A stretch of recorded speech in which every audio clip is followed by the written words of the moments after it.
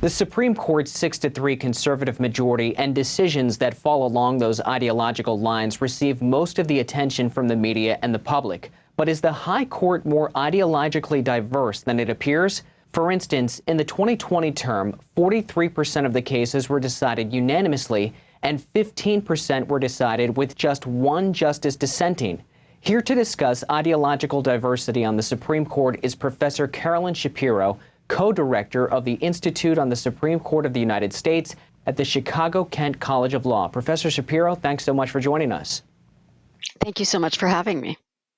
So as we just mentioned, 58% of the cases in the 2020 term were decided either 9-0 or 8-1. So are the justices really as far apart on their view of the law and the Constitution as it may sometimes appear? The basic answer is yes. I think they are. Those cases that you're referring to, the 9-0 and 8-1 cases, tend to be relatively unimportant as a matter of public concern, as a matter of ideological concern. They tend to be obviously very important to the parties, often to the specific area of law in which the justices are ruling, but they tend to be questions about statutory interpretation, questions that are not necessarily controversial in the way that the big headline-grabbing cases are. And so the fact that the justices agree on the more technical cases, the less fraught cases, doesn't seem to me to say anything about whether or not there's actually ideological division on the court. So let me give you one example of a case where it was decided 5-4, but it was not necessarily along ideological lines. So for instance, there was a recent 5-4 decision in Ysleta del Sur Pueblo versus Texas, and Justices Gorsuch, Breyer, Sotomayor, Kagan, and Barrett were in the majority, with Chief Justice John Roberts, Thomas, Alito, and Kavanaugh in the dissent. That was a very important case about states' abilities to make laws that impact gambling on Indian and tribal lands. That's a multi-billion-dollar-a-year industry. So you're right, it doesn't get the public attention, but isn't that still very important for precedent and a industry that brings in close to $30 billion a year? It's an incredibly important case. There's no question about that. It is not a publicly controversial case. It's not a case that matches onto public political and ideological debates. But you're correct, it's very important. It's also a case involving Indian law, and it turns out that Justice Gorsuch has a very different perspective on Indian law than most of his conservative colleagues. So in some ways, it's not surprising when we see Justice Gorsuch join the liberals, because he's done that before in other cases involving Indian law. Now, Justice Barrett, we haven't seen rule in this area, so we don't know a lot about her views, but it was not surprising to see Justice Gorsuch in the majority with his liberal colleagues. Now, there were 66 cases that the Supreme Court agreed to hear for this current term. But there are two that perhaps get the most attention. One of course, is the Dobbs abortion case. The other is the Bruen gun rights case. Should the Supreme Court term be defined by just those two cases, even though they had 66? I think in many ways, yes, although I would also add a couple of other cases. The case that was decided just yesterday involving Maine's ability to decide not to fund religious schools, and a case that we don't have the result in yet involving high school coaches praying during football games. So I think it is appropriate to understand the court's term in ways that the public can make sense of. So it may not matter all that much as a matter of politics, as a matter of organizing, as a matter of understanding what the court is doing to the public, if there are a number of cases involving, say, railroad retirement benefits and issues related to Medicare reimbursement. Those are important issues. I'm not trying to diminish their importance at all, but they are not issues that are going to motivate people to get involved politically. They're not issues that are going to generate a lot of controversy among the public. On the other hand, abortion, guns, religion, those are the issues that the public is most engaged with and that are the most controversial in our country.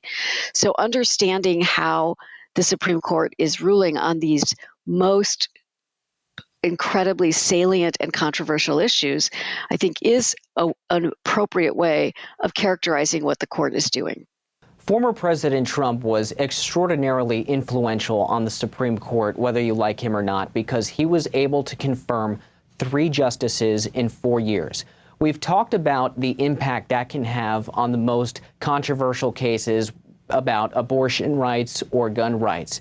But what about the cases that don't get as much attention? In what ways can a 6-3 majority impact cases that are going to be setting precedent in the same way? Well, I would say there are 2 other areas in which the 6-3 majority is incredibly important, at least. One has to do with the rights of people who have been harmed by government actors, whether because they've been falsely convicted or allegedly have a claim that they are falsely convicted, have a meaningful claim, or because their rights have been violated in some other way. This court has been very hostile to the claims brought by those types of individuals. The other has to do with the law of democracy. And what we've seen in this court is that it is very hostile to voting rights. It is very hostile to efforts to ensure that there is meaningful representation across all parts of a state, all types of populations within a state, racially, politically, in terms of a party affiliation. They've rejected opportunities to ensure that people can vote. So over and over again, we've seen that type of rulings from this court, and that is going to have an incredibly important and, in my view, very negative effect on the country going forward. Now, finally, I want to ask you one more question about public trust in the court. Because of very heated confirmation processes over the last 4 to 5 years, trust in the court is down, according to many polls. So for people in the public who look at the Supreme Court, perhaps in a different and less trustworthy way than they did 5-6 years ago, what should they make of some of these rulings that are coming out in this current term? Well, I'm going to dispute your premise a little bit in that I don't think it's attributable solely or even necessarily entirely or largely to the heated confirmation battles, although they obviously have an effect.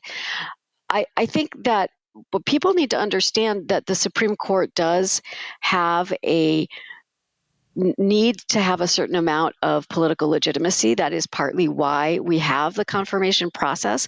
That's why we have the justices are actually appointed by an elected official, the president.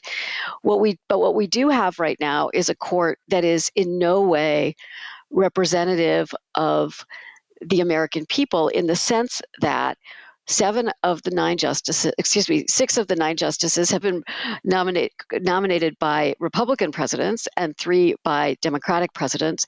And several of those who were nominated and confirmed by Republican presidents and Republican senates were nominated by presidents who themselves did not receive the majority of the popular vote, and confirmed by senates, by the senators who themselves did not represent a majority of the American people.